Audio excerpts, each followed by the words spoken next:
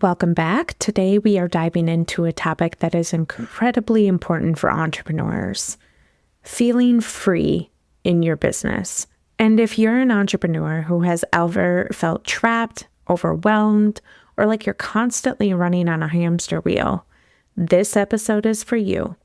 We'll explore why so many of us struggle with this feeling and where it comes from. But most importantly, I feel like it's important to give practical tips to be able to help you break free and reclaim your sense of freedom. So let's dive in. You are listening to That Big CEO Energy, where we talk all things business, life, marriage, and push you to a new edge of discovering what that big CEO energy means for you. Listen, I understand that we have barriers that we carry from when we were once employees, and those have impacted us as we continue to build our businesses.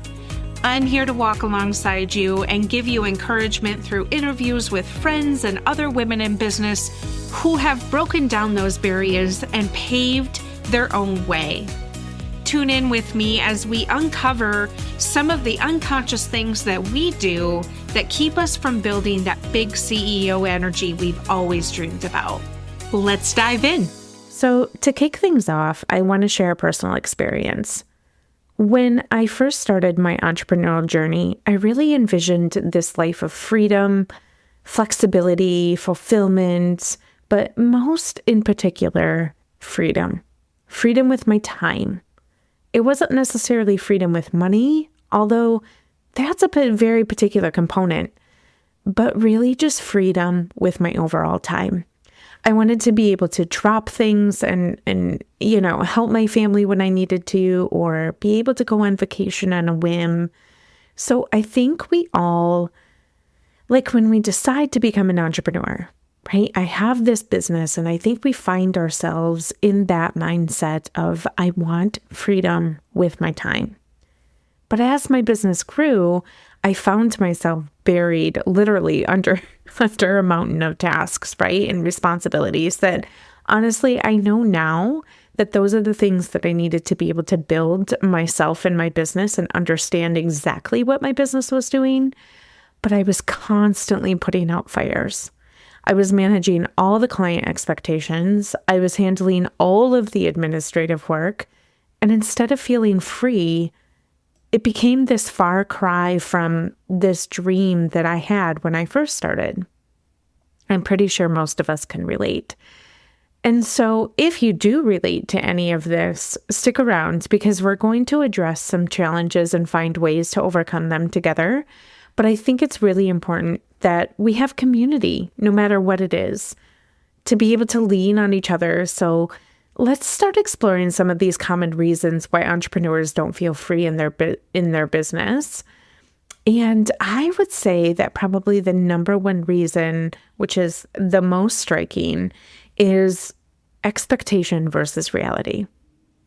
One of the clashes between these two words, expectation versus reality, is that we often start our entrepreneur journey with these high hopes and dreams.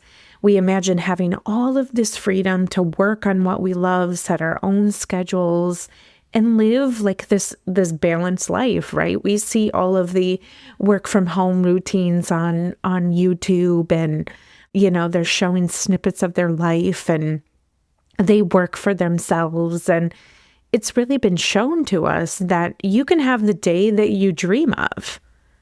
However, reality often looks a little bit different from that, right? Show of hands. And sometimes it can be from our own expectations that we've placed on ourselves, that can be from what social media has told us, right? From other entrepreneurs that are farther along in the journey have told us. But as business owners in general, we wear so many hats that sometimes we look at these people and we think, how did you do it? Right? We're not just the visionary leader when we first start out. We're also the managers, the marketers, the customer service reps, and sometimes even the janitor. But this constant juggling act can turn our initial excitement into super deep overwhelm. Again, I feel like I'm seeing a lot of heads nod, and I'm right there with you. So when we spend our days putting out fires, dealing with administrative tasks, right, and managing our clients' expectations, it's really, really easy to feel like we are trapped literally in our own business. And then it feels like we start to question what it is that we're actually doing because we're unable to focus on the strategic and the creative work that we truly enjoy. The second common reason that I think why entrepreneurs don't feel free in their business is there's this fear of delegation. And it is true, right? That when we're first starting out in our business, like I just mentioned, we are the customer service rep, the marketer, the manager, the janitor, the visionary leader, all of the little things. We become very attached to what we do. And many entrepreneurs struggle with this idea of handing over control, right? We've crafted this baby. We have nurtured it. We have given it water. And I think sometimes we worry that no one else is going to do the job as well as we can. We're afraid that if delegating those tasks, that those things will lead to mistakes and mismanagement. And then this fear can lead to micromanagement of our team. And then so like we don't do this intentionally. I hope you don't do this intentionally, but we start to overthink every little thing. And we start to oversee every little detail, and then we start to take on too much for ourselves. And as a result, what happens is we become so overwhelmed that all we can think is, how the hell am I going to get out of this? We become overworked. We're working at midnight. We're working at 3 a.m. and we're really unable to focus on the big picture and the strategic growth of what's happening in our business because we are so much in the day-to-day because we haven't delegated anything. It can be paralyzing, right? And it can prevent us from leveraging our strengths and our talents of our own team sometimes. The reason why we hire people and bring on contractors or employees, whatever it is so that we have a different set of skills. We have a different set of zone of genius that is then able to help and shepherd and shape our business along the way. And we've talked about this, at length in many other podcast episodes, and I'll link a few below. But this fear of delegation and holding everything so close to the chest is really a huge setback. And that then becomes the callus on which we build resentment for our business. And so I think the third thing is we lack boundaries and an absence of this work-life boundary when you're an entrepreneur. And this is the other significant issue. So when you run your business, it's really, really easy for work to seep into every aspect of your life because this is your life, right? What now you shut the office door, you leave, and when you work in a corporate job, sometimes you bring home work with you. I would hope that you don't do it every night, but sometimes, right? Like there's seasons in every aspect of business where you have to work sometimes later than usual, especially if you're a salaried employee. I just feel like that's the expectation. But when you are an entrepreneur, like your work becomes your very life. It becomes your lifeblood. And what happens is it becomes part of who you are. It becomes part of your identity. And we've all done this, right? We're answering late emails. We are taking calls during family time. We're constantly thinking about working and growing and what our businesses would love to look like when we're supposed to relax, right? But this lack of boundaries also leads to burnout, right? So we have fear of delegation that leads to burnout because we're overworking ourselves. Then we have lack of boundaries that also leads to burnout. But I think more importantly, when you have lack of boundaries, it actually leads to a decreased productivity. And I think that when we're constantly in the mode of thinking about your business, there's no other place where we get to play and be creative, right? And when you can't shut that off, and when you can't play and be creative, we find ourselves constantly available, which creates this sense of being trapped because everybody needs something. Everybody's constantly getting, DM'd and emails and all of the things. And when you don't set that aside, when you have no time to recharge or pursue any personal interests, it's really, really hard to keep the focus on what your business looks like outside of what you're actually doing right now. So a little exercise, and if you're driving, please don't close your eyes. But a little exercise is, I want you to close your eyes or just kind of take this moment to think about, do I want today of my business to look like this in 5 years? Am I happy with today? Because I know that in 5 years, it's going to look the same. And what about in 10 years? Will you still be happy doing the same thing in 10 years? Let's think about that for a second.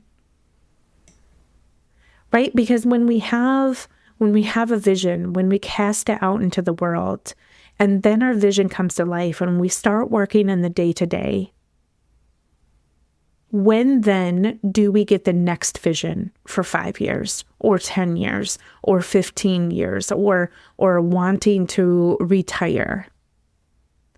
When do we reach that vision? Is it when we're so burned out on what we're doing today that we think from 5 years from now it has to look different because this is not what you wanted at all? And when we have digital devices like our phones, we further blur the lines between personal and professional life, and it makes it so much harder to disconnect. I would say that the final thing that we're working with to try and feel free in our business is financial pressure, right? I alluded to it before that financial freedom wasn't necessarily something that I was seeking. I mean, it plays a huge part.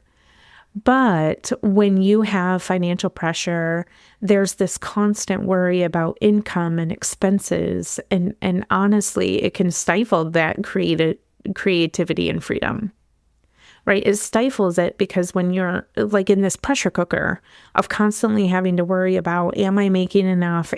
Am I covering enough? Can I pay my taxes, right? We often feel the need to constantly hustle for new clients and new projects to make sure that we're having financial stability. That's part of business. The relentless pursuit really of income can make it really hard to feel secure and relaxed. And financial instability can lead to stress, right? Poor decision making, where we're taking clients that we shouldn't be taking, or a sense of being trapped in this never-ending cycle of work and worry. And so it becomes this hamster wheel again. And those core parts of the places where we feel like we can't be free are the places that we feel when we're super stressed, when we're overwhelmed, and it's because we've taken it all on ourselves. We are the biggest critic of ourselves. And now that we've sort of identified that there's these core buckets where we don't really feel free, I want to talk about, where does this come from? Because I think it's important that we at least have some idea. So I would say one of the major sources, which I alluded to, is societal expectations, right? Our views on work and success are often shaped by the societal norms and the pressures that we live in, whether it's regionally, sometimes it's within our family unit, other times it's, on social media that we see, Instagram, YouTube, Facebook, all those things. And so society tells us that being busy and being productive is a measure of success. But oftentimes they blur the line between busy and productive, and they think that they go hand in hand. Because when we are constantly bombarded with messages that glorify this hustle culture where we're working long hours and always being on, it's seen as this badge of honor. And I don't understand where that comes from. Because what this does is it creates this immense pressure to constantly be busy and productive. And this cultural glorification of this hustle mentality can make it really, really hard to take breaks, slow down, envision 5-10 years of your business, and really prioritize the well-being that you have right now. Working your life away right now does not yield results in 5 years and 10 years. It might reveal different types of results, but are they the results that you actually wanted? And sometimes it's a yes, right? Sometimes it is. But other times, and especially for women entrepreneurs, it's really, really hard for us to always be in the grind and always be taking care of our families and always, if we don't slow down and really prioritize our well-being. And then we start to work on these internal beliefs that we start to tell ourselves, right? And these internal beliefs and fear go hand in hand. But what I would say is that entrepreneurs really struggle with is imposter syndrome and feeling like they are truly not qualified and deserving of their success. True? When we have this fear of failure, it can lead to self-sabotage, reluctance, right? And to take on new things or delegate tasks. But wrapped up in that is perfectionism. And perfectionism really at the core is like where we feel the true need to do everything because nothing else is going to look right. Nothing else is going to pass with flying colors across your desk, right? Just so we feel the need to do everything perfectly and meet these impossible higher standards that, quite frankly, nobody gave you, right? Nobody gave them to you except for yourself. This idea of being perfect, this idea of having impossible high standards, those are the things that we put on ourselves. Nobody is showing up to your little entrepreneur desk and being like, do more, try harder.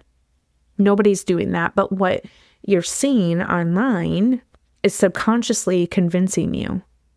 And then you in turn take that as an internal belief. And then you do that to yourself. But what happens is when you start to believe them, when you have this true internal belief that you have crafted, it limits your sense of freedom. And it really keeps us stuck in this self-sabotage, self-doubt, overwork culture.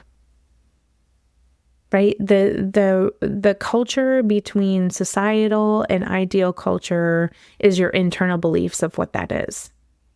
And this is the culture that we've created within the business world that contributes to this lack of freedom, right? This business culture of having a competitive nature, and we're always trying to be on and one up somebody, and we see them doing this over here, so we're going to do that, but we're going to do more.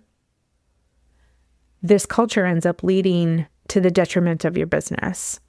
And when we're wrapped up into this emphasis of constant growth and constant achievement in someone else's eyes, it really makes it really, really difficult to find balance that is true to you. And it makes it really difficult to be able to prioritize your well-being within your business, because then what are you doing? You're constantly striving for more. Right? And so how do we unpack this? How do we start to focus on practical things that we can do to feel free in our business? And the top one I would say is all about your boundaries. Right? It's clear that we set boundaries between work and personal life. And whether that's create a dedicated workspace, whether it's use and set specific hours and stick to them, by using strategies like time blocking or a 3-day work week, whatever it is. But our phones can literally be a blessing and a curse too. So like when we start to make a habit, when we unplug from work-related technology during off hours, it can help us recharge and maintain a healthy work-life balance. Delegation, number 2, right? Automation is your best friend. And when you can effectively delegate and include automation, which probably involves training a little bit of your team and providing clear communication, but this allows you to leverage your team's strengths and free up your time for more strategic activities.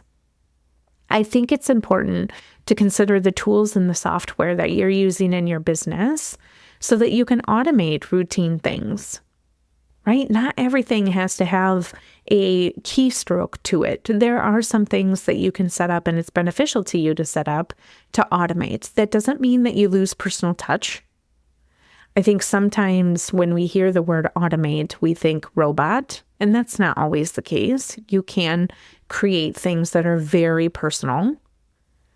But when you have like project management software, when you automate email responders, when you're using scheduling tools, it saves you so much time and reduces the burden of administrative work.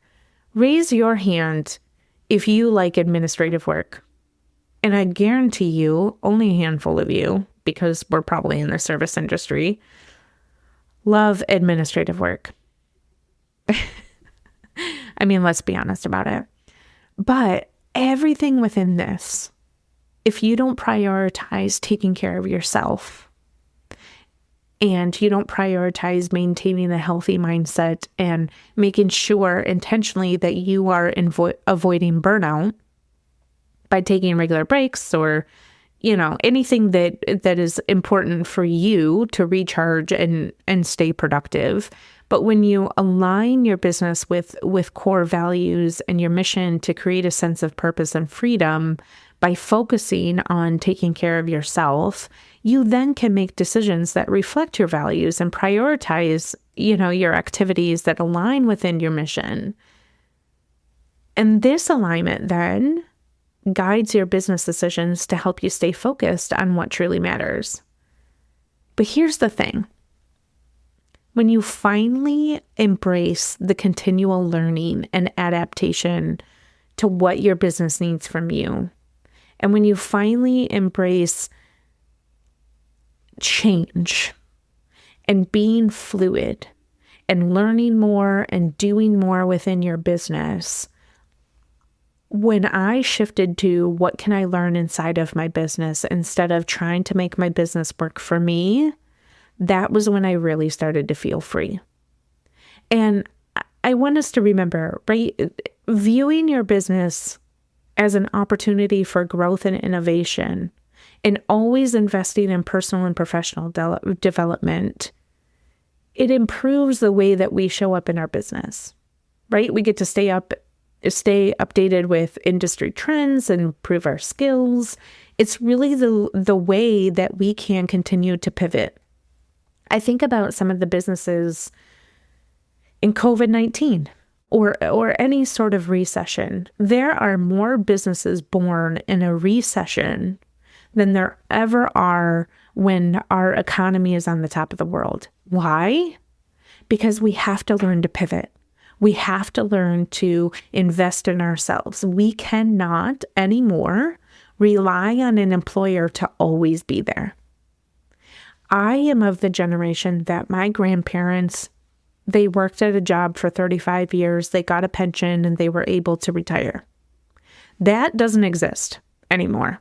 And it surely doesn't exist when you are an entrepreneur, ever, unless you're creating your pension plan for yourself.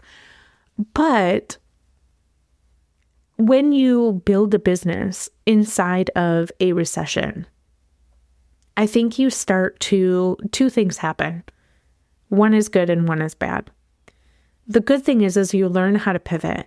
You learn how to always be on your toes, how to always be thinking out of the box. You learn how to develop new things, chase after your ideal client, all of those good skills that you need to run a business.